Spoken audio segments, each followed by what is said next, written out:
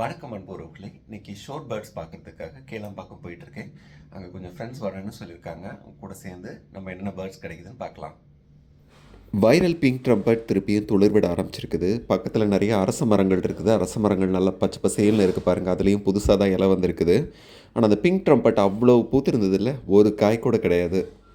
மகள்களை பெற்ற தந்தைகள் அதிர்ஷ்டசாலிகள்னு சும்மாவா சொன்னாங்க. என் பொண்ணு மீதி வைக்கிற சன்ஸ்க்ரீன் எல்லாம் என் முகத்துக்கு உடம்புக்கு போடுறதுக்கு நான் வேஸ்லைன் யூஸ் பண்ணுறேன். அது கொஞ்சம் சீப்பு, அதே நேரத்தில் கொஞ்சம் பிசு பிசுன்னு இருக்கும். கை காலில் போட்டால் ஒன்றும் தெரியாது.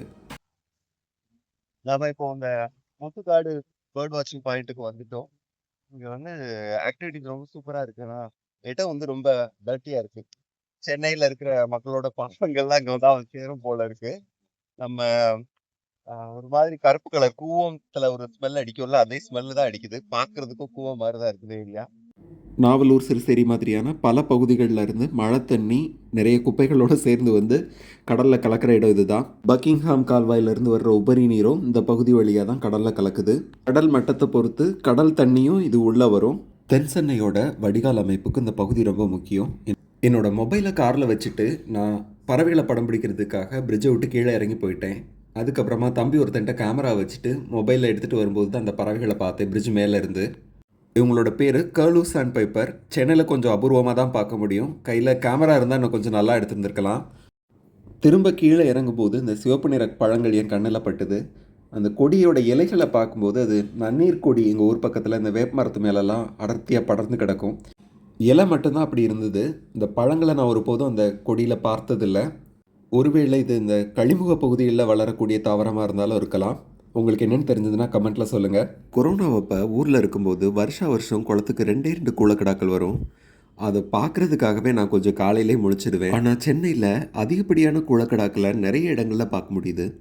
பள்ளிக்கரணை, அடையாறு மாதிரியான இடங்களில் சில நேரங்களில் வானத்தில் கூட்டமாக வட்டம் போட்டுக்கிட்டு இருக்குதுங்க. உயரமான மரங்களில் பெரிய கூடா கட்டி அதில் முட்டையிட்டு குஞ்சு பொரிப்பாங்க. சென்னையில் எங்கேயும் கூடு இருக்கிற மாதிரி தெரியல. வேடந்தாங்கல்ல இவங்களோட கூடை நீங்கள் பார்த்துருக்கலாம். இவங்களோட தாடை பகுதி கொலன்னு இருக்கும். சில சமயங்களில் நீங்கள் அதில் மீன் இருக்கிறத பார்த்துருப்பீங்க. சில பேர் அதை மீன் சேமித்து வச்சுட்டு பின்னாடி அசை போட்டு சாப்பிடணும்னு நினைப்பீங்க. ஆனால் அப்படி இல்லை. மீனை பிடிச்சிட்டு அதில் மீதம் இருக்கிற நீரை வடிகட்டிட்டு அதுக்கப்புறம் மீனை விழுங்குறதுக்காக தான் அந்த ஏற்பாடு. இவங்களோட முகமே ஒரு சிரிச்ச மாதிரி தான் இருக்கும். நமக்கு இவங்கள பார்க்கும்போது எந்த கவலை இருந்தாலும் மறந்து போயிடும். அந்த மாதிரி ஒரு இனிமையான முகம் இந்த கூளக்கடாக்களுக்கு. ரொம்ப நாள் நம்ம கண்ணில் மாட்டாமல் இருந்த பறவைகள் மாட்ட ஆரம்பிச்சதுக்கப்புறம் அடிக்கடி பார்க்க முடியும். அப்படி ஒன்று தான் அந்த ஸ்ட்ரைட்டட் ஹெரான். கிடைக்கிற குட்டி குட்டி இறால் மீன்களை பிடிச்சி சாப்பிட்டுட்டு இருந்தது.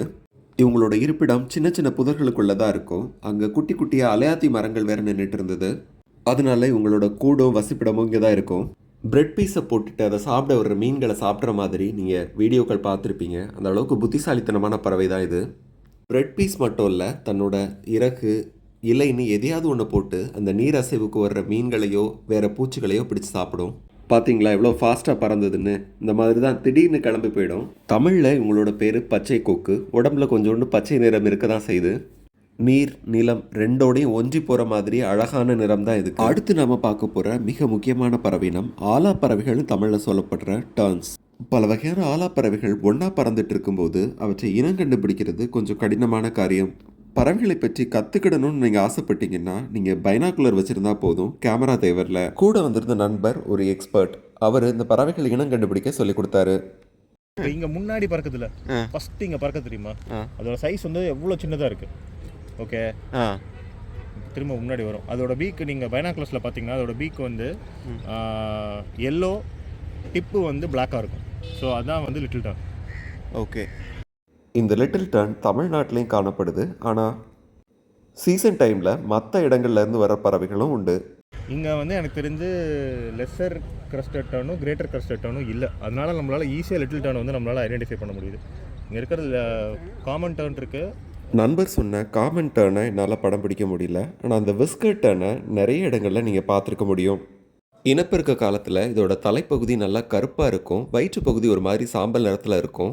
கண்ண பகுதியில் இருக்கிற வெள்ளை நிற பகுதி இதுக்கு ஒரு மீசை மாதிரியான தோற்றம் கொடுக்கும். அதனால விஸ்கர் டர்ன்னு பேர். இதுவுமே கூட தமிழ்நாட்டில் இனப்பெருக்கம் செய்யக்கூடிய ஒரு டர்ன் வகை தான். அந்த பிளாக்காக முதுகு வச்சிருக்குல்ல, அது வந்து ஒயிட் விங் டர்ன். இந்த 3 தான் இப்போதைக்கு இருக்குது. அது ஃபோட்டோ எடுக்கலையா நீங்கள்? அந்த முதுகு மட்டும் பிளாக்காக நான் எடுக்கல. அந்த ரவி நீங்க அதை எடுத்திருக்கீங்களா? அந்த நீங்கள் முதுகு அங்கே black-ஆ எடுத்துகிட்டு இருக்குல்ல? இருங்க, நான் வரேன், நான் எடுத்துகிட்டு வரேன். அந்த முதுகு பிளாக்கா இருக்கிறது இருக்குல்ல, ஏன்டா எனக்கு ஒயிட் விங் டர்ன்னு பேர் வச்சிங்கன்னு கேட்கும்னு நினைக்கிறேன் இந்த பறவை. இதோட இனப்பெருக்க காலத்தில் உடல் நல்லா கருப்பு நிறத்துக்கு மாறினாலும் இறக்கைகளில் பளிச்சுன்னு ஒரு வெள்ளை நிறம் இருக்கிறதுனால இதுக்கு ஒயிட் விங் டர்ன்னு பேர். ஆனால் இது ஒரு சுத்தமான வலசை பறவை, இங்கே இனப்பெருக்கம் செய்யாது. ஆனால் வேடிக்கை காட்டுறதுக்கு இன்னும் வகை வகையான ஆலாப்பறவைகள் நிறையா இருக்குது. ஆனால் இன்னைக்கு இது போதும். நீங்களும் எல்லாரும் ஃப்ளமிங்கோஸ் பார்க்க தான் போறீங்களா? ஃப்ளெமிங்கோ இல்லை, நாங்கள் சாண்ட்ரட். இந்த மாதிரி மீன்பிடி வலைகளில் தண்ணீர் பாம்புகள் மாட்டிக்கிறது ரொம்ப சாதாரணம். ஆனால் அவங்க காப்பாற்றி விட்டுறாங்க, அதனால பரவாயில்ல. அங்கேருந்து பக்கத்தில் ஈசிஆரில் இருக்கிற சிக்கு கஃபேன்னு சொல்லிட்டு ஒரு ஃபேமஸான டீ கடையில் டீ குடிச்சிட்டு சீசன் அப்போ எப்போவுமே அங்கே ஃப்ளாமிங்கோஸ் இருக்கும்னு சொல்லுவாங்க. Kelambakkam back waters. நான் ஒரு வாட்டியும் ஸ்பாட்டுக்கு போனதில்லை, ஆனால் ரோட்டில் இருந்து பார்த்துருக்கேன். ஈசிஆர்லேருந்து உள்ளே போகிற வழி அவ்வளோ சுத்தமாக இல்லை, கொஞ்சம் சாக்கடையாக இருந்தது, நிறைய குப்பைகளும் கிடந்தது. முட்டுக்காடு போட் ஹவுஸ்க்கு கொஞ்சம் முன்னாடி இருக்குது இந்த இடம். ஸ்பாட்டுக்கு வந்தாச்சு, பார்த்தீங்கனாலே தெரியும், ரொம்ப குப்பையும் குளமாக இருக்குது. கடல் மட்டம் உயரும்போது தண்ணி கொஞ்சம் நிறைய இருக்கும் போல இருக்குது இந்த இடத்துல. ஒருவேளை ஃபிஷர்மேன் யாராவது அவைலபிளாக இருந்தாங்கன்னா அவங்கக்கிட்ட கொஞ்சம் அதிகமாக காசு கொடுத்து நம்ம போட்டில் போய் கரைக்கு அந்த பக்கம் இருக்கிற ஃப்ளமிங்கோஸ் பார்க்கலாம். எனக்கு கொஞ்சம் அந்த இடத்துல இருந்த ஸ்மெல் பிடிக்கல, கொஞ்சம் கொமட்டிட்டு வந்தது. அதனால நான் வெளியிலே நின்றுட்டேன், கொஞ்சம் உள்ளே போகலை. ஓரளவுக்கு சுத்தமாக இருந்த இடத்துல உட்காந்துட்டு அங்கே இருந்த பறவைகளை ரசிக்க ஆரம்பிச்சேன். இந்த பைட் கிங் ஃபிஷரை எங்கள் ஊர் பக்கம்லாம் பார்க்கவே முடியாது, ஆனால் சென்னையில் எங்கே போனாலும் இது இருக்குது. இந்த இடத்துலையும் நிறைய ஆலாப்பறவைகள் பறந்துட்டு இருந்தது. பேக்ரவுண்டில் ஒரு மசூதி மாதிரி ஒரு கட்டடம் இருந்தது. அதை ஜூம் பண்ணி பார்க்கும்போது தான் தெரிஞ்சுது அது வந்து ஒரு சர்ச்னு.